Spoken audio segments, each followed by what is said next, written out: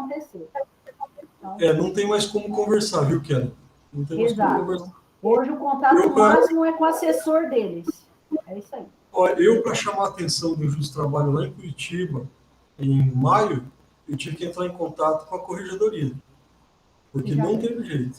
O cara ficou bravo comigo, ficou louco da vida. Eu falei, mas doutor, eu preciso conversar. Não, mas eu tenho a secretaria não atende, não adianta. Então eles se distanciaram mesmo. Acho que vai começar um negócio. Houve isso. Oi, teste, 2. Aqui apagou, tá o monitor. Eu não vi? Não, não tô sem imagem, que eu não botei imagem. Não botei imagem do retorno, né? Eu botei aqui só, né? Tá bom, não, mas eu botei aqui. Você consegue? Então tá, mas eu posso começar? Tá aguardando o sinal. Ô, Marcelo, às 11 eu tenho outra coisa. Às 11 eu tenho outro negócio. Então, realmente não vai poder passar. Sim. Minha pautinha aqui. Não, aparece áudio só.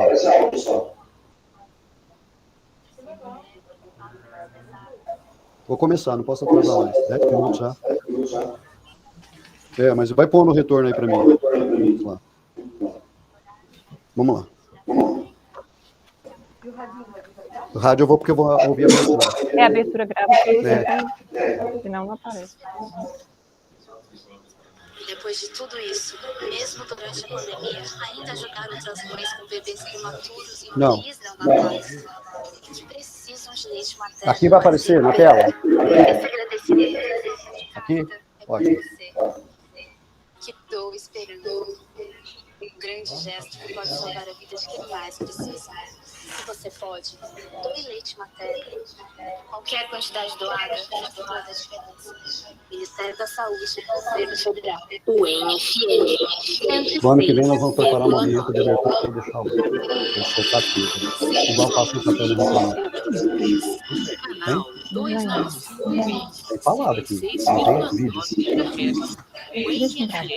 Áudio. Tem esse solta aqui. Agora nós vamos pegar perto de uma imagem para soltar aqui. Vamos lá.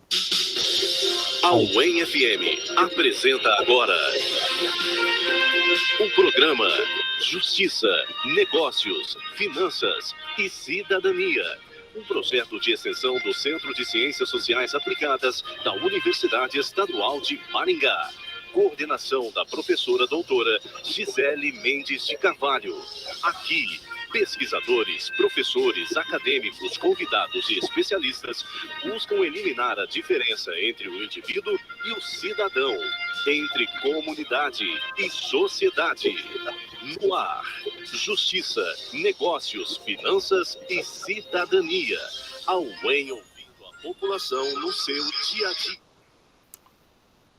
Olá, muito bom dia, seja bem-vindo, seja bem-vinda. Hoje é sexta-feira, 19 de novembro de 2021, programa de número 22 da segunda temporada. E hoje é o Dia da Bandeira, aliás, símbolo que foi criado para marcar o fim do Império e o início da República, que nós comemoramos na segunda-feira, dia 15, e hoje também é o Dia Internacional do Homem. Isso mesmo, sabe por quê? Essa data foi criada em 1999, em Trinidad e Tobago, pelo doutor Jerome Teluk Singh, com o apoio da Organização das Nações Unidas, a ONU. Qual é o objetivo? Conscientizar as pessoas sobre os cuidados da saúde do homem e também a igualdade do gênero masculino. Então, parabéns a todos os homens aí. E nós começamos agora o nosso programa Justiça, Negócios, Finanças e Cidadania, a UEM ouvindo a população no seu dia a dia. Aqui nós fazemos divulgação de pesquisas, eventos, entrevistas de interesse acadêmico e interesse social sobre aspectos que estão relacionados ao seu dia a dia. O programa Justiça, Negócios, Finanças e Cidadania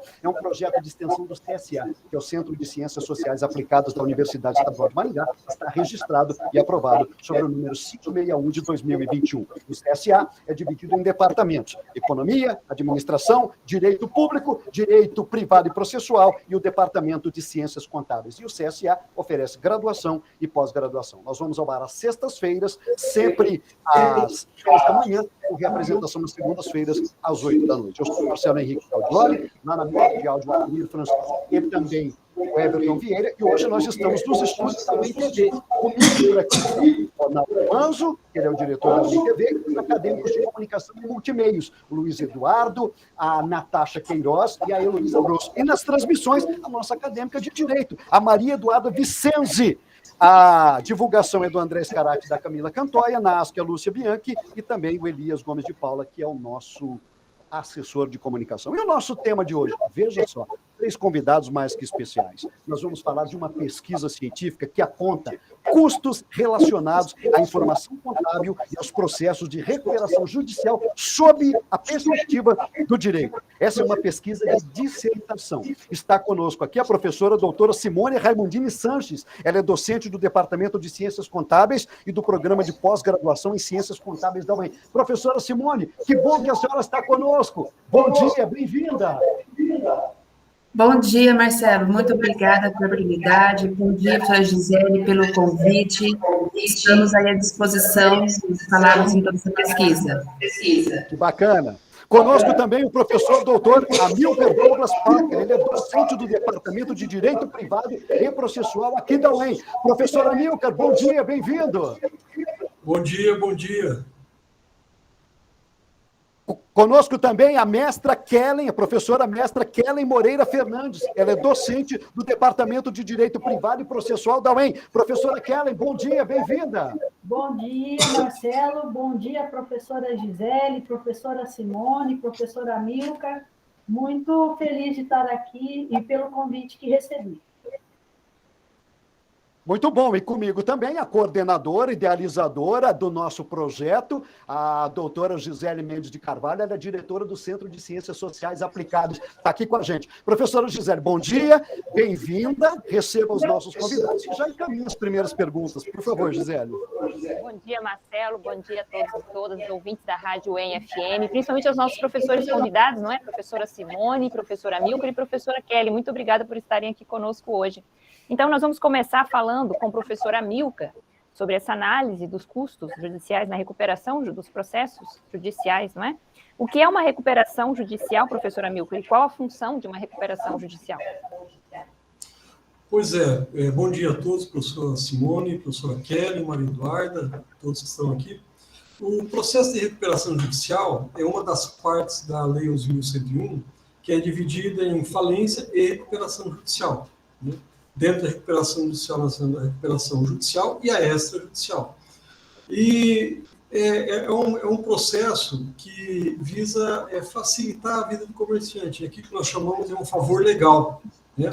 O comerciante que está em condições não falimentares, ele não pode estar quebrando, né? Ele ainda tem que estar com a empresa em pé e rodando. Mas se ele visualizar lá na frente que no prazo de 1 ou 2 anos a coisa vai ficar difícil, então, ele faz esse pedido de recuperação judicial, prova que a concessão do pedido, as novas condições vão continuar viabilizando a vida da empresa, né? E aí o juiz pode fazer o deferimento. Quem pode requerer essa recuperação judicial, professor? É um benefício para a empresa e para o empresário? Sim, porque o comerciante, né, os comerciantes de maneira geral, eles têm um papel muito importante na sociedade. São eles, ao lado do Estado, que dão um suporte econômico para toda a estrutura social, né? Nós não poderíamos viver só sem o Estado, ou só com o Estado, ou só com o comércio. Então, a parte privada de investimentos, impostos, empregos e assim por diante, é feita pelos comerciantes. Por isso que a lei dá essa atenção especial, muito bem, aos comerciantes que estão em dificuldade, mas que não ingressaram ainda em um estado falimentar, né? Então, preserva a empresa, né, antes que ela quebre, a fim de manter essa função social da propriedade sendo exercida. Muito bom, professora Amilcar. Agora, professora Simone. Professora...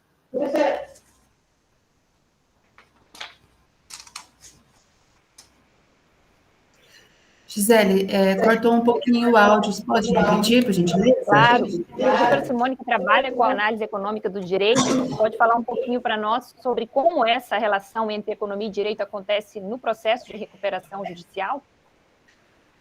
Bom dia a todos, inicialmente. Ótima pergunta, doutora Gisele, porque quando nós pensamos em processos, sem definir se ele é de representação judicial ou não, e mesmo seja judicial ou judicial, temos que pensar que as pessoas são parte desses processos. Então, quando envolve pessoas, elas são movidas por comportamentos, por motivações. Então, no caso de um processo de recuperação judicial, esse comportamento que ela tem, a motivação que ela tem, é de interesse econômico e financeiro, tanto para a empresa, quanto também dos proprietários, né? Afinal, se a empresa não está bem, os proprietários também terão prejuízos com a empresa. Nesse sentido, a economia, ela tem uma linha de estudo que fala do comportamento econômico das pessoas. Então, o que nós fazemos? Vamos na economia, conhecemos essa linha de pesquisa sobre o econômico, trazemos para o direito, aonde então tem essa relação com as pessoas, os processos judiciais e judiciais, e envolvemos a contabilidade, porque em boa parte dos processos de direito, a informação contábil, ela é um dos objetos, né, de discussão ou de fundamentação dos próprios pedidos, né, de representação judicial e falência. Agora, para a professora Kellen, como é a relação entre contabilidade e o direito empresarial, professora, especificamente sobre o tema da recuperação judicial e as falências? Na verdade, bom dia a todos, e então, o que a gente observa é o seguinte, a contabilidade, ela é essencial para o direito empresarial na medida que o Estado exige de toda pessoa que pretende ser empresário que ele esteja com a sua regularidade fiscal. O Estado exige que ele se registre nos órgãos próprios e mantenha uma escrituração contábil regular enquanto ele exerce a atividade econômica. Então, até mesmo para o direito empresarial no cotidiano, a contabilidade é essencial. Entretanto, no caso de recuperação judicial e falência, para que o empresário possa ter o benefício do pedido de recuperação judicial e até mesmo se considera um benefício o pedido de autofalência, porque seria uma forma dele regularmente encerrar as suas atividades. De qualquer forma, tanto para a recuperação judicial quanto para o pedido de autofalência, o Estado exige a contabilidade regular como requisito para o empresário. Então, isso é que torna essencial. Se ele não estiver com a sua regularidade contábil perfeitamente organizada, com os dados ali para que sejam demonstrados, ele sequer terá direito aos pedidos, seja de recuperação, seja de falência. Bem, professora Kelly, eu quero aproveitar também, você está acompanhando o nosso programa Justiça, Negócios, Finanças e Cidadania pela UEM-FM, pelo YouTube, pelo Facebook. Nós estamos falando sobre custos relacionados à informação contábil em processos de recuperação judicial sob a perspectiva do direito. Vou aproveitar o professor do Departamento de Direito Privado e Processual, professor Hamilton. Professor Hamilton, então, qual é o papel do advogado e até do juiz na recuperação judicial? Conta para a gente isso, professor Hamilton. Bem, o papel do advogado da empresa em recuperação judicial, ele é muito extenso, né? Ele, além de fazer a defesa dos interesses da empresa, né, ele vai trabalhar junto ao próprio juiz, junto ao promotor da causa, junto ao administrador judicial, e ele é muito importante na fase de manter contatos com os credores com o fim de possibilitar, né, e aprovar sem a necessidade da Assembleia, né, pelo próprio despacho do juiz, o plano de recuperação. E outra coisa muito importante é que o advogado da empresa é o mais importante fiscal dentro do processo falimentar. Por quê, pessoal? Porque no próprio relato que a professora Raimundini fez, o professor sempre fala das punições às partes que estão envolvidas no processo. Eu nunca acreditei em punição, eu sempre acreditei em educação. E o que falta, né, para o comerciante de maneira geral é um preparo técnico. Os nossos comerciantes não são profissionais. Né? Os nossos comerciantes, eles são simplesmente chegar, vender, não precisa fazer escrituração, nada disso. E o advogado, dentro da recuperação judicial, ele vai ter essa função de proteger o seu cliente, né, contra essa falsa impressão. Não se pode passar, ou não se pode pensar que todo comerciante é desonesto e que sempre age com a intenção de infringir a lei, né? As pessoas não são assim, senão todos nós estaríamos presos, encarcerados e assim por diante.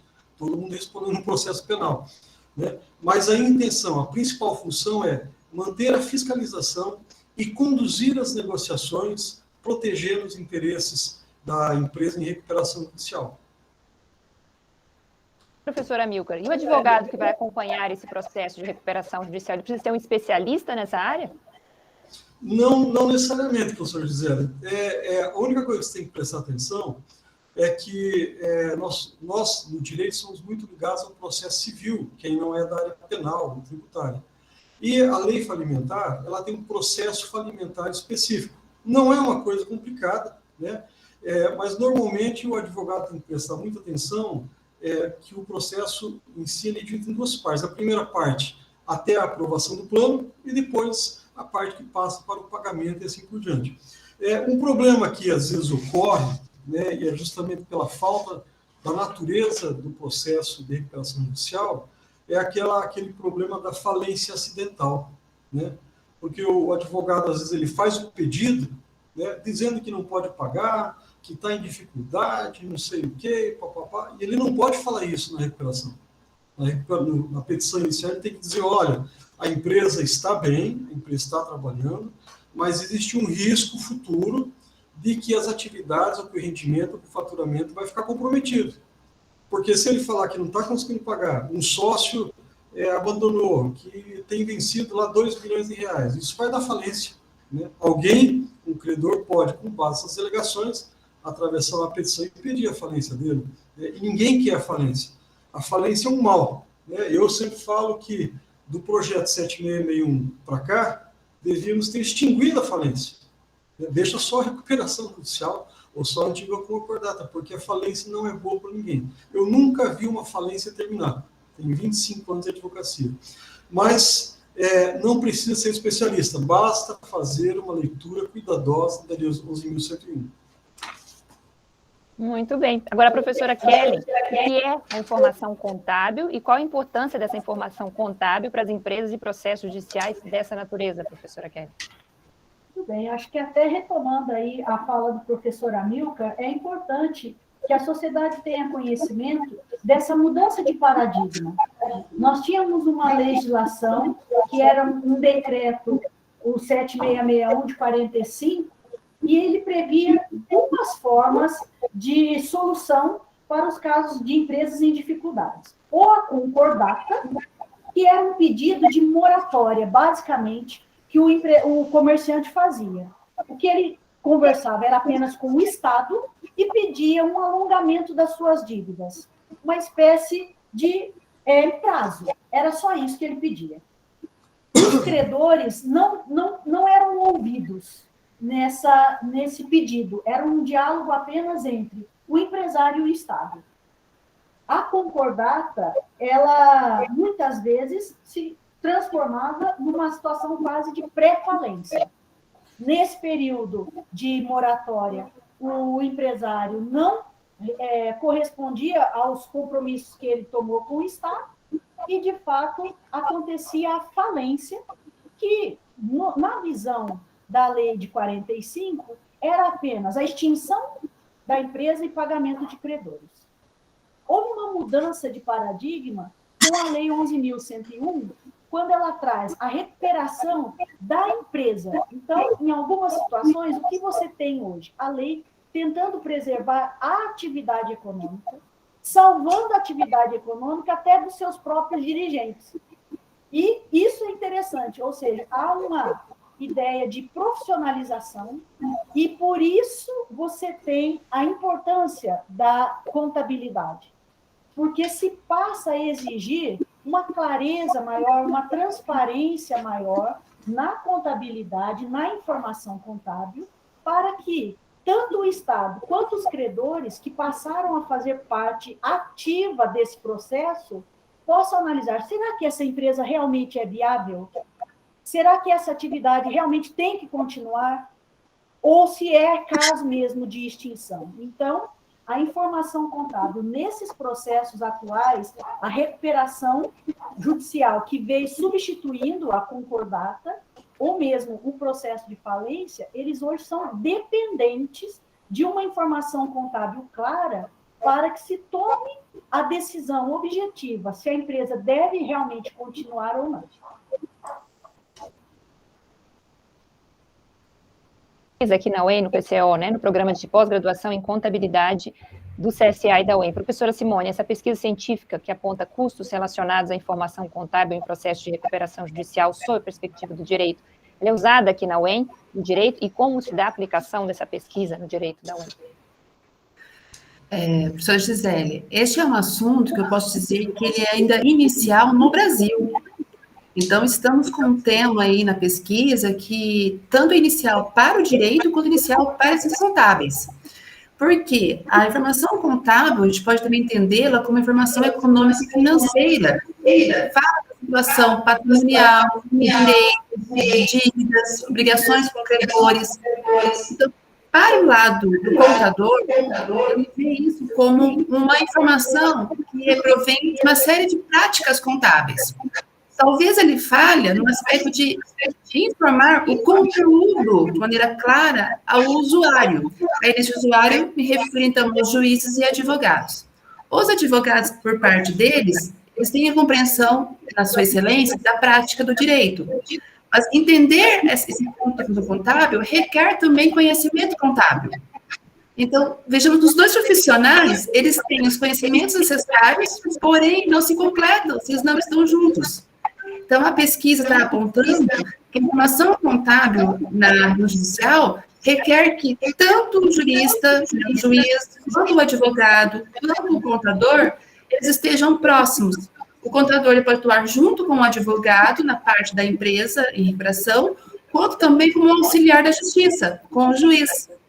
Então, aí, a utilidade no contábil aparece de fato, porque vai ser transmitido o conteúdo que, de fato, ela deve passar, que ela tem nos números.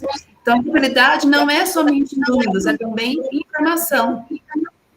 E a perspectiva de usar essa informação na área do direito, é mostrar que, por meio dela, podemos indicar que há processos judiciais que são viáveis de recuperação, há processos que não são viáveis, talvez requer intervenção de um gestor judicial. Como o Trébio colocou, a falência não é o ótimo, mas, conforme estiver a informação contábil, é o que se pode fazer, né, a população em falência. Mas, se tiver uma compreensão melhor dela, talvez fatos que levem à falência podem ser evitados. Essas informações que a professora Simone fez na sua pesquisa. A senhora tem razão, professora. Muito bem, nós estamos apresentando pela UEM-FM, Facebook, YouTube, o programa Justiça, Negócios, Finanças e Cidadania, sempre às sextas-feiras, às 10 horas da manhã, reapresentação às segundas-feiras na UEM-FM, às 8 da noite. Comigo aqui a professora doutora Gisele Mendes de Carvalho, que é a diretora do Centro de Ciências Sociais Aplicadas da UEM, coordenadora do nosso projeto. E nós estamos falando hoje sobre custos relacionados à informação contábil em processos de recuperação judicial sob a perspectiva do direito. Conosco aqui a professora Simone Sanches, docente do Departamento de Ciências Contábeis e do Programa de Pós-Graduação em Ciências Contábeis, o professor Amilcar Douglas Packer, docente do Departamento de Direito Privado e Processual, e também a professora mestra Kellen Moreira Fernandes, docente do Departamento de Direito Privado e Processual, todos da Universidade Estadual de Maringá. Professora Amilcar, uma pergunta. Qual é o perigo para o profissional contábil e o gestor proprietário quando a informação contábil entre eles é diferente, é uma informação assimétrica, um tem uma informação, outro tem outra, e essa informação não tem conexão? Tem risco, professora Amilcar? Tem risco, sim. Tem risco, sim. A professora Simone tocou nesse ponto várias vezes no trabalho dela, e é um ponto muito importante, pessoal, porque tem um problema, né, na sociedade em relação à contabilidade e direito nesse aspecto. Por quê? Porque quando nós falamos sobre essa responsabilidade do profissional contábil, do gestor proprietário, professor Simone, se eu estiver errado, só me corrija, tá? Pode me interromper. existem vários métodos contábeis. E aí o que acontece? Cada empresa, cada gestor, eu sei porque eu vejo isso, eu advogo para 4 empresas, e cada uma delas tem um modelo contábil distinto para apresentar suas contas.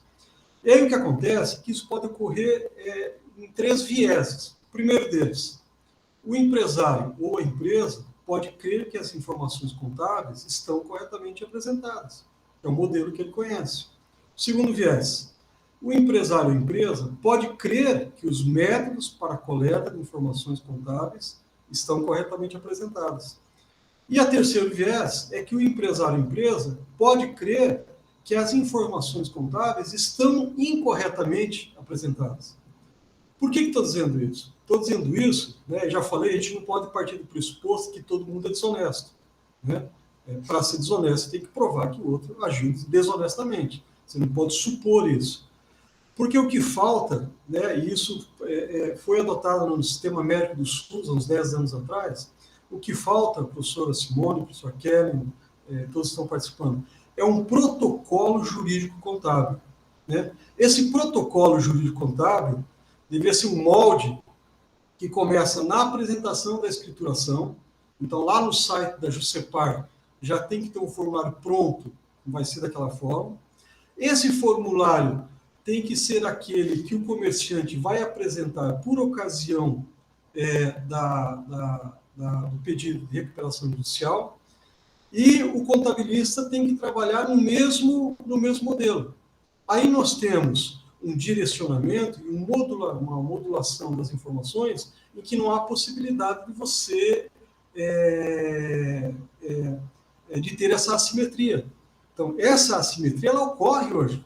A senhora está totalmente certa, professor Simone. Essa assimetria ela é total. Né? Não existe um método.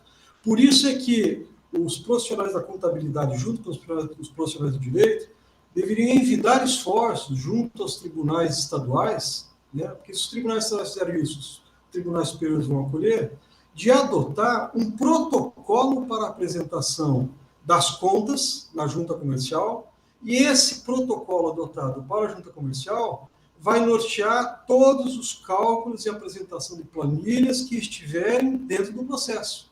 Aí acaba a simetria. Né? Aí não tem por onde. Aí nós vamos para aquele dispositivo, agora que está no Código de Processo, acho que é o 317, se não me engano, que fala, que já estava no Código Comercial antigo, de que se a escrita mercantil estiver em acordo com a realidade da empresa, ela faz prova a favor do comerciante. Mas se a escrita mercantil estiver em desacordo com a realidade da empresa, então ela atua contra o comerciante. Né? Para que daí nós não tenhamos as situações, aí vem a questão desse perigo profissional, porque nós temos a figura do artigo 342 do Código Penal, que é a figura típica que pune o contabilista, que é o crime de falso testemunho ou falsa perícia, que é fazer afirmação falsa, negar ou calar a verdade como testemunha, contador em processo judicial ou administrativo, pena de 2 a 4 anos de multa. Para o empresário, é o artigo seguinte, é o 343, que fala: dar, oferecer ou prometer dinheiro ou qualquer outra vantagem a testemunha, perito, contador, para fazer afirmação falsa, negar ou calar a verdade em depoimento, perícia, cálculos, tradução e interpretação. Aí é de 3 a 4 anos. 342 para o contabilista e 343 para o empresário. E depois tem a figura comum, dentro da lei de 11.101, que é a do 168, que é do concurso de pessoas, o artigo 68 de fraude a credores. Praticar antes ou depois da sentença que decretar a falência, conceder a recuperação judicial ou homologar a recuperação judicial, ato fraudulento que resulta ou possa imputar para os credores. E lá no concurso de pessoas fala, nas mesmas penas incidem contadores, técnicos, auditores e outros profissionais. Então, nós eliminaríamos todo esse contexto, né, uniformizando o procedimento contábil, criando um protocolo jurídico contábil que fosse acessível. E aí, professor Raimundinho, tem aquela questão, não sei quem foi que falou aqui, eu, se não tivesse feito direito, ia fazer biologia, porque eu não tinha matemática. Então, tem que ser alguma coisa, né, que nós consigamos, como advogados e como juízes também, que os juízes, na maioria das vezes, têm as mesmas dificuldades que nós, advogados, temos com cálculos. Então, é necessário e fundamental, esse movimento tem que começar. Criar um protocolo jurídico, contábil, né, para que, desde a escrituração, muito bem, até esses cálculos, papéis chegarem dentro da recuperação, cheguem num modo só, né, para que não haja essa mudança. Alguns anos atrás, eu não atuei, na verdade, o que aconteceu é que eu tinha um aluno que era um juiz substituto, que era meu aluno, e para encurtar, porque o tempo é curto, aconteceu o seguinte, ele pediu para mim opinar no processo de falência. Os livros dos últimos 5 anos apuravam um faturamento médio anual de mais ou menos R$155 mil. A contabilidade, né, apresentada à Receita apurava mais ou menos uns R$2 milhões, né, e o balanço que ele apresentou para a defesa, no processo aliás, o balanço que ele apresentou para pedir a recuperação judicial, diz que ele apurava nos últimos 5 anos R$11 milhões anuais. Aí eu falei, está errado, não pode, chama o contador. Né? Ele chamou o contador e o contador no final entregou tudo. Mas isso é um caso típico de assimetria, né? Que acaba se nós adotarmos lá na junta comercial, aquele formulário da junta vem acompanhando a vida da empresa até chegar no processo. Muito bem, professora Amilcar. Até a pergunta que a gente tem agora para a professora Kellen é sobre o crime, né, professora Kellen? Ou seja, a professora Amilcar já adiantou aí o falso testemunho, a falsa perícia, que muita gente esquece. Desculpa, a falsa perícia também está lá no artigo 342, e os crimes da Lei 11.101/2005, se a senhora quiser comentar um pouquinho mais. Não, na verdade, a questão da assimetria da informação, eu achei muito interessante essa colocação na pesquisa da professora Simone, porque no direito empresarial, em várias áreas, a gente lida, inclusive, a lei tipifica e criminaliza o acesso desigual da informação. Então, mesmo no caso do mercado financeiro, aquele que faz uso de informações privilegiadas, ele pode ser punido no direito econômico. Agora, nos processos de recuperação e falência, a gente tem que entender que existe uma universalização, porque todos os credores serão reunidos em um único processo. Então, nesse caso, se verificada essa desigualdade no acesso à informação, se a empresa passa uma informação privilegiada para um credor e não repassa isso para o processo ou para os demais credores, você cria um clima de desigualdade que pode gerar inclusive, uma constatação de crime falimentar. A lei das falências e da recuperação, a partir do artigo 168, ela tem uma série de crimes tipificados. E, dentre eles, essa divulgação de falsa informação para que a empresa tivesse acesso à recuperação, por exemplo, ela é uma situação tipificada, é um crime. Né? Então, realmente, a informação real, eu achei interessantíssima a ideia do professor Amilcar de um protocolo, porque, de fato, como foi constatado na pesquisa, essa desigualdade de métodos, essa desigualdade na forma de se apresentar a informação contábil, hoje é uma realidade no Brasil. Né, numa recuperação judicial, professor, que fatores prejudicam e quais fatores incentivam a negociação? Bem, essa Lei 11.101, ela veio, revogou o decreto 7.645, né, que tratava da falência e da concordata. Eu não quero parecer retrógrado, não é isso, mas a Lei 11.101, na prática, e eu acho que daí a professora Kellen vai concordar comigo, ela não provocou grandes inovações. Né? Eu não vi, pelo menos, né, transformações, eu não vi um processo que pudesse ser acelerado em razão desse novo método. O que quer dizer que, na prática, no âmbito do processo falimentar, não mudou nada. Né? As dificuldades continuam sendo as mesmas. Por quê? Porque dentro do processo falimentar, da recuperação judicial, especialmente, correto?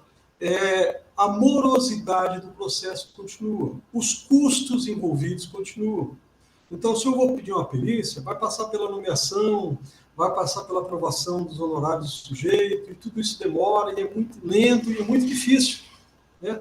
Eu diria que a única parte que se aproveita, mas foi uma parte que não pegou, né, que não colou, que as pessoas não acreditam, é o da recuperação extrajudicial. Por quê? Porque na recuperação extrajudicial, o que acontece?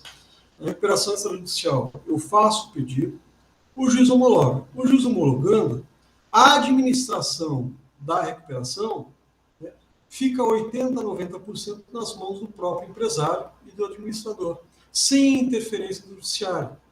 Isso facilita as negociações. Por quê? Porque o juiz, o promotor e todas as pessoas envolvidas no processo da recuperação judicial, eles não têm a mesma agilidade, eles não têm a mesma perspicácia que têm os comerciantes, os credores e os devedores, né? Porque o credor e o devedor, eles chegam e conversam assim, ó, vamos sentar, vamos fazer um bem bolado, eles usam essa expressão, vamos fazer um bem bolado, e pronto. Em 20 minutos eles resolvem, fazem o pagamento e assim por diante. Mas esse bem bolado, dentro da recuperação judicial, vai passar pelo crivo do promotor, vai passar pelo crivo dos outros credores, né? Só essa aprovação desse evento vai levar 6 meses dentro do processo. Então, na verdade, esse processo de recuperação judicial, ele é moroso, não melhorou em absolutamente nada a vida do comerciante, nem o andamento do processo, se comparado à concordata. Aliás, a concordata era mais simples e mais fácil de trabalhar. Por quê? Havia uma possibilidade na lei anterior que não tem mais. Por quê? Hoje, se você entra com pedido de recuperação judicial e não cumpre, se você cair na falência, você não sai mais, né? No decreto anterior, se você estivesse na concordata, na falência, e houvesse uma melhora do estado de coisas da empresa, se você realmente conseguisse recuperá-la, você podia fazer o pedido de concordata suspensiva, pagar 30% dos quirógrafos a prazo e sair da falência para a concordata novamente. E aí a empresa ficaria preservada. Hoje não há mais essa possibilidade. Eu já opinei em 2 ou 3 processos em que o advogado, ex-aluno meu principalmente, falou, professor, o que eu faço agora?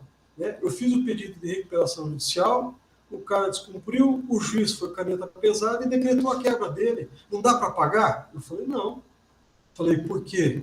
A natureza jurídica do processo de falência não é de pagamento.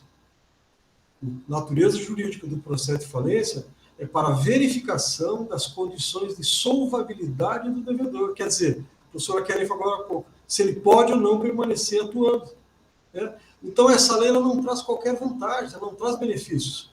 Se nós conseguíssemos implementar e convencer a comunidade geral a utilizar a recuperação extrajudicial, aí eu creio na recuperação.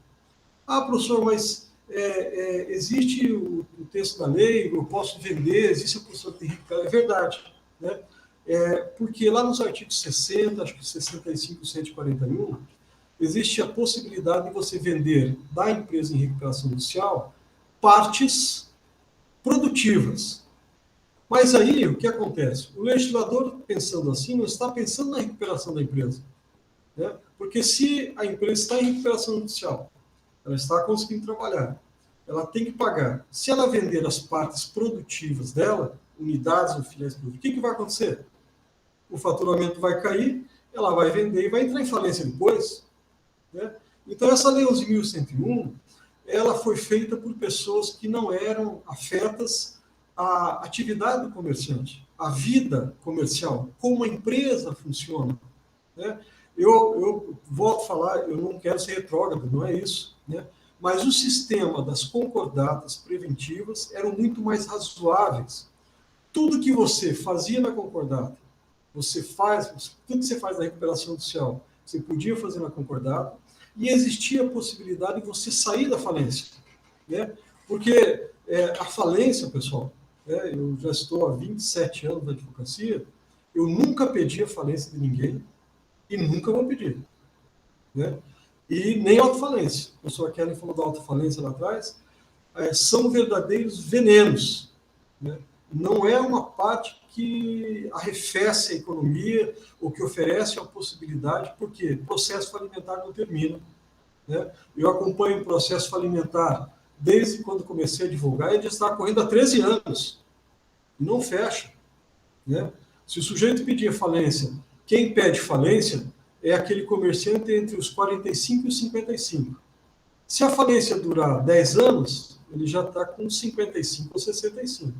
Mas o prazo de impedimento já bateu 70 anos. Então, a falência não é uma solução. A recuperação judicial é melhor que a falência? É. Mas melhor do que a recuperação judicial ainda é a recuperação extrajudicial, né? Porque o Estado ele não pode interferir na vida privada da empresa. O Estado ele tem que atuar como mediador, correto, entre os pagamentos. O Estado tem que suspender o direito do comerciante, do mau comerciante, da falência, e do bom comerciante tem que oferecer esse favor legal para que ele possa recuperar, né, e manter o ciclo econômico e social em andamento. Muito bem. O professor Amilcar citou a professora Kelly, e aqui a gente é um programa democrático, a gente vai dar direito de resposta para a professora Kelly. Professor, uma pergunta. Recuperação judicial, todo esse processo, tem custo? É caro? Como é que se dá isso? Conta para a gente, Kelly. Isso, na verdade, retomando aí, então, as questões, né, relacionadas à recuperação e falências, acho que é importante a gente ter uma noção histórica desses procedimentos. Antes do decreto de 45, havia essa possibilidade mais livre do empresário negociar com seus credores. Acontece, entretanto, que muitas vezes o que acontecia? O empresário ele negociava facilmente com os credores que mais lhe interessavam, seus credores que são seus maiores fornecedores, os seus financiadores, e a negociação com o trabalhador e com as dívidas do próprio Estado.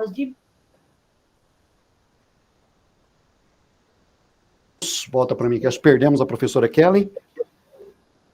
Caiu o sinal da professora Kelly. Com os credores. Voltou. Isso. Então, voltando, a lei em 45, ela tirou os credores da participação ativa ali dos processos de concordato e falência.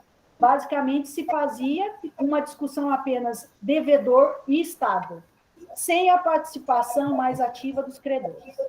O que essa nova lei pretende é trazer esse ambiente mais democrático de discussão, só que, de fato, início eu concordo muito com o professor Amilcar, a lei é de 2005, e o impacto inicial dela, até agora, ainda, o reflexo das recuperações, ele é quase nulo. Eu concordo com ele, que, infelizmente, a gente ainda tem um número muito pequeno de recuperações judiciais de sucesso, porque continua sendo moroso o procedimento, e essa oportunidade de conversa entre todos os credores, as formas definidas por lei para que as assembleias de credores tomem as decisões, tornou o processo muito moroso e nem sempre com sucesso. Você tem uma definição, uma aprovação dos planos.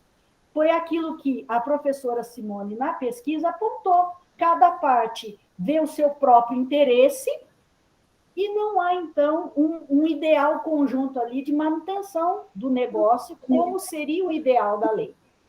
A lei atual, ela vem sofrendo mudanças legislativas, então a gente teve uma mudança agora recente, no final de 2020, com a intenção de lapidar isso, tornar os prazos mais curtos, criando ali uma possibilidade de mais eficácia, mas ainda é coisa que teremos que ver se será possível alcançar.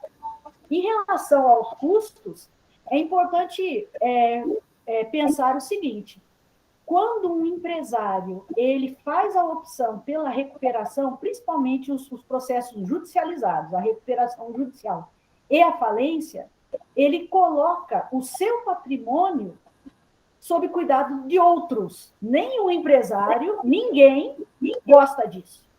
Então, hoje a gente observa que o maior desafio para o empresário é tomar a decisão. Eu vou pedir recuperação ou não? Isso, eu, sinceramente, como advogada, eu vejo que é a última opção. Ele já tentou de tudo para tentar sair dessa situação de pré-insolvência, de dificuldade financeira.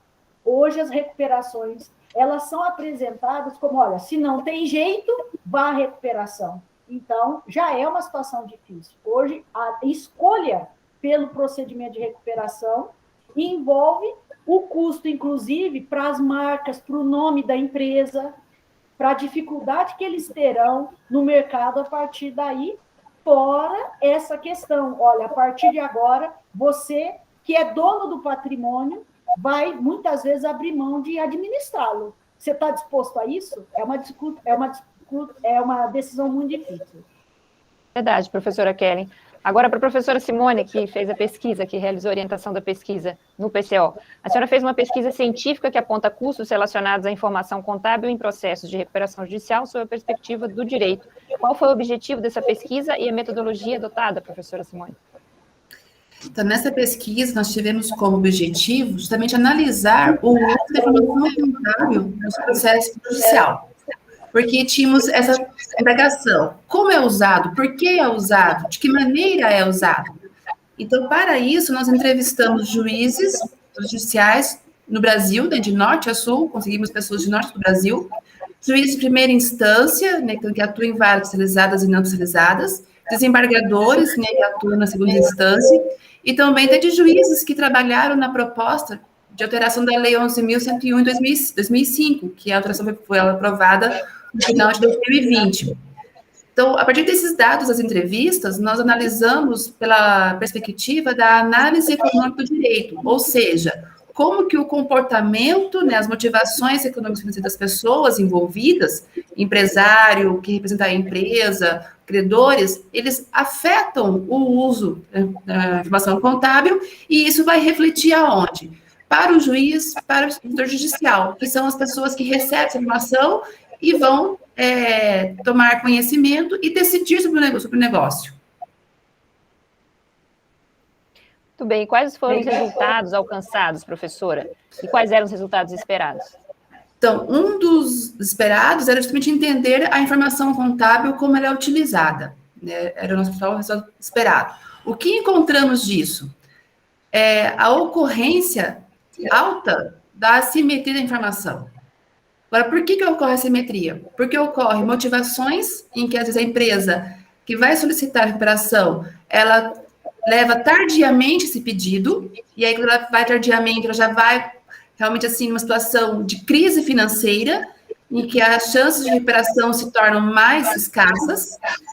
A falta de conhecimento das implicações de haver ou promover a assimetria da informação. Então, aqui eu quero falar de promover em dois sentidos. Promover com intenção e promover sem a intenção. Né? No caso de vocês, é com dolo ou sem dolo no direito. Né? Porque isso implica nos crimes falimentares. Né? A fraude e crime falimentar. E aí, então, um ponto que chamou atenção para nós é que o contador, né, aquele que assina pelos relatórios contábeis da empresa, eles não têm noção de que gerar uma informação faltante, incompleta, que não represente o que a empresa é de fato, é uma informação assimétrica, e que isso pode recair sobre ele no quesito técnico, que ele é responsável técnico. E, então, isso mostra que, por parte da ciência contábil, temos que desenvolver um pouco mais a compreensão do que é não cumprir o papel técnico nosso, né, de responsável por uma empresa, nas informações incompletas. Por quê? Um dos pontos que foram mencionados é que, às vezes, o contador e outros profissionais, eles são pressionados a fazer uma informação. Ah, mas o que tem isso? Esse que tem isso pode ser perigoso para ele, né? Porque o empresário também é responsável, mas em termos técnicos é o contador que responde, né? Ele pode ter implicações em relação ao seu registro no Conselho de Contabilidade. Por parte do empresário, o medo, né, de ter ali a anotação no seu cadastro que está em RJ pode mostrar o quê? Que tem um preconceito dele próprio sobre esse artefato jurídico, que deve ser favorável à empresa e não desfavorável. existe um preconceito por parte dos credores, né, como a doutora Kellen colocou, ali tem uma menção de que cada um quer agir por si e não pelo coletivo, por causa desse preconceito, inclusive os credores, principalmente financeiros, bancos, tendem a aumentar a taxa de juros, exigir garantias mais difíceis de serem cumpridas, a concessão de novos créditos. Por parte da sociedade também, ao ver uma empresa com sinal aquela RJ, nossa, a empresa vai falir, a empresa vai fechar. Não, e isso não é o objetivo da lei, né? Pelo contrário, é recuperar a empresa para que ela não fique numa situação realmente caótica. E aí o preconceito de que, ao ter uma intervenção judicial que é para o bem, sentir-se que está tirando o seu espaço, mas não. A intervenção judicial nesse momento, ela é para ajudar e não para tirar o espaço e nem tirar o poder de ninguém, né? É uma questão de vir para auxiliar mesmo. E também ficou um outro ponto claro, agora voltado para a formação de pessoas, é de que essa perspectiva que nós usamos para analisar os dados, ela precisa então ser desenvolvida aqui no Brasil, né? Como eu coloquei, é um pouco inicial no Brasil ainda, por meio de uma disciplina interdisciplinar, né, entre os cursos de direito contábeis ou cursos de extensão, que a gente possa trabalhar mais esse conceito de que a lei, qualquer lei, ela tem efeitos econômicos e que isso também passa pela formação das pessoas, né, seja por parte de quem atua no processo como um jurista, como um administrador judicial, seja por parte daqueles que são empresários, né? Lembrando que qualquer profissão forma um empresário, né? Um médico, se ele for entrar numa clínica, ele é um empresário, né? Um contador, ele é um empresário se ele tem o seu contábil. Então, essa ideia de formação sobre o comportamento financeiro é interessante ter em todos os cursos, não só contábeis ou direito, né? Para entender como que isso interfere na sobrevivência, na continuidade de uma empresa. Muito bem, professora Simone. Onde está publicada, finalmente, a sua pesquisa, os resultados dela e quais as contribuições ela trouxe para os profissionais da área e das organizações? Então, essa pesquisa ela foi de uma dissertação de mestrado que eu orientei. Então, a dissertação está disponível na biblioteca da UEM, né? Então pode ser pelo site da BCE. Nós estamos com artigos em processo de divulgação em congressos e revistas, né? Então, esses artigos vão estar disponíveis depois no meu Lattes, no grupo de pesquisa que coordeno sobre esse assunto. E também estamos preparando um relatório objetivo com uma linguagem popular, vamos dizer assim, né, acessível a todos, que vai ser amplamente divulgado para a sociedade, né, e ficar disponível no nosso grupo de pesquisa, que vai estar ancorado no site do PCO. De modo que, então, qualquer pessoa que venha buscar sobre esse assunto possa enxergar. E também utilizar de mecanismos de veiculação, como revistas, jornais, para divulgar síntese dessa pesquisa. Muito bem, estamos chegando ao final do nosso programa de hoje, o Justiça, Negócios, Finanças e Cidadania. O papo é bom e passa muito rápido, não é? Eu acho que nós vamos ter que fazer parte 2. O assunto é muito interessante, é muito realmente interessante e produtivo aprender com esses professores que estão com a gente. Eu quero agradecer muito a honra de ter recebido aqui a professora doutora Simone Raimundini Sanches, pesquisadora, docente do Departamento de Ciências Contábeis e do Programa de Pós-Graduação em Ciências Contábeis. Professora Simone, que bom que a senhora esteve com a gente aqui. Um bom dia, bom final de semana e até um próximo programa. Muito obrigada, Marcela, Gisele, a todos aqui presentes, né, professora Kellen, a professora Milker, e toda a equipe de apoio, Maria Eduarda, e também as pessoas que estiveram ouvindo e assistindo pelo Facebook. Muito bem, a professora Simone, nós já fizemos vários eventos junto com a professora Kerla e o departamento lá em Cianorte, eventos de sucesso. Que saudade daquele tempo, professora Simone. Muito obrigado. Professor doutor Amilcar Douglas Packer, ele é docente do Departamento de Direito Privado e Processual. Que bom que o senhor veio emprestar os ensinamentos para a gente, professor Hamilton. Bom final de semana.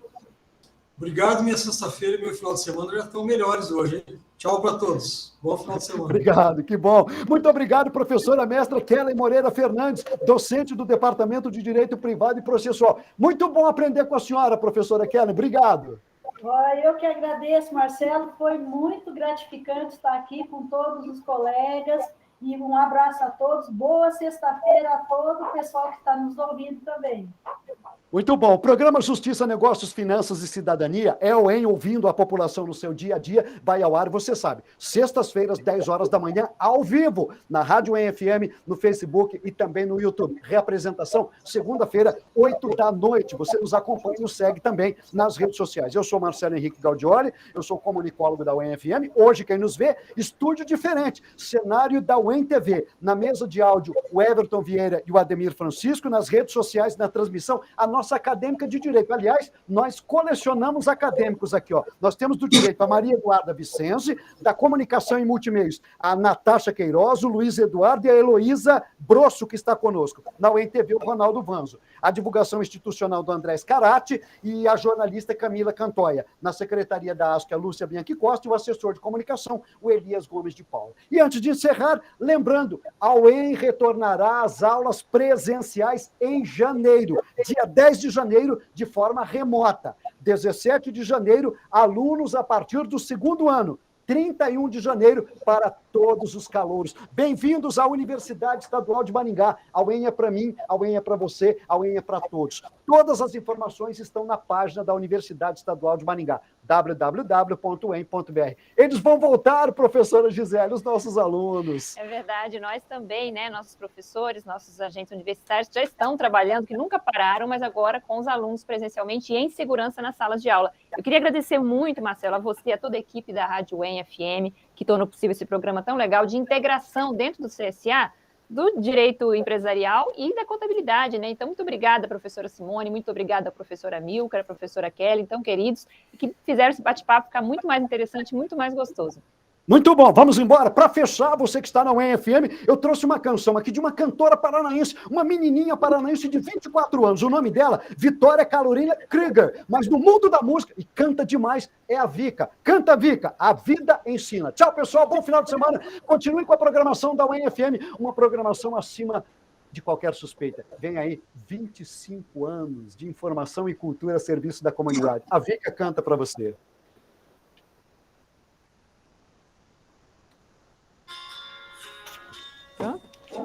Fechou. Acabou?